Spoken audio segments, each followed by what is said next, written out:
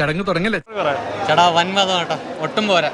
വെറുതെ വന്ന് 3 മണിക്കൂറൊക്കെ ഇരുന്ന് സീറോ ടോളറൻസ് ടോളറേറ്റ് ചെയ്തിരിക്കാൻ പറ്റില്ല. വൻമതം. അത്രയ്ക്ക് മോശം അഭിപ്രായമാണ് എന്നെ പറ്റി. അത്രയ്ക്ക് മോശമല്ല, എന്നാലും വളരെ മോശം അഭിപ്രായം.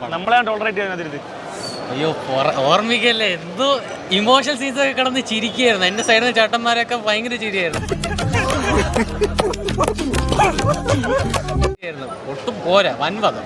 ശങ്കറിന്റെ കയ്യിൽ നിന്ന് ഇത്രയും പ്രതീക്ഷിച്ചില്ലേ. ത്രില്ലർ പടം കണ്ടിട്ട് ചിരിച്ചോണ്ടാണ് വരുന്നത്. ചിരിച്ചോണ്ടല്ലേ, ഞാൻ കരഞ്ഞോണ്ടാ. ദൈവമേ ഇവിടുന്ന് നാശമാക്കും.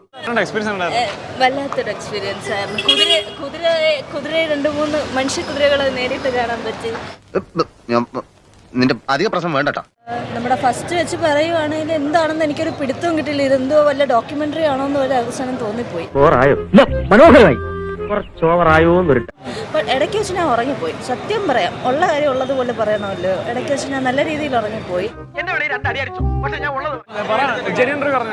ഇതുപോലൊരു അലവരാതി പടം ഇടക്കാലത്തൊന്നും കണ്ടിട്ടില്ല. സന്തോഷായി, നല്ല സന്തോഷമായി. ക്രിഞ്ചെന്ന് പറഞ്ഞാൽ എന്റെ അമ്മോ എ ക്ലാസ് ക്രിഞ്ച്. 3 മണിക്കൂറിൽ 1 മിനിറ്റ് സീൻ പോലും കൊള്ളാന്ന് പറയില്ല. ഇങ്ങനെയുണ്ടോ കള്ളന്മാർ ലോകത്ത്? ഇതൊക്കെ ഒരു സിനിമ എന്ന് പറഞ്ഞ് എടുത്തവന്റെ അവന്റെ മൂക്കിലോട് ആദ്യം ഇടിക്കുക വേണമെങ്കിൽ.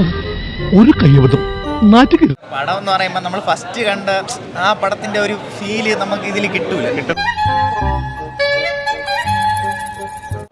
ആ പടം കുറച്ച് ഡിസപ്പോയിന്റ്മെന്റ് ആയിട്ടാ തോന്നിയത്. പറഞ്ഞല്ലോ, ഒരു അബദ്ധങ്ങളുടെ ഒരു ഘോഷയാത്ര തന്നെയാണല്ലോ നിന്റെ ജീവിതം. എവിടേക്കോ എന്തൊക്കെയോ ഒരു ഡിസപ്പോയിന്റ്മെന്റ്. അതെ, കണ്ടതരായി പോയി. എനിക്കും ഇപ്പൊ അങ്ങനെ തോന്നുന്നു. വരട്ടടവേ.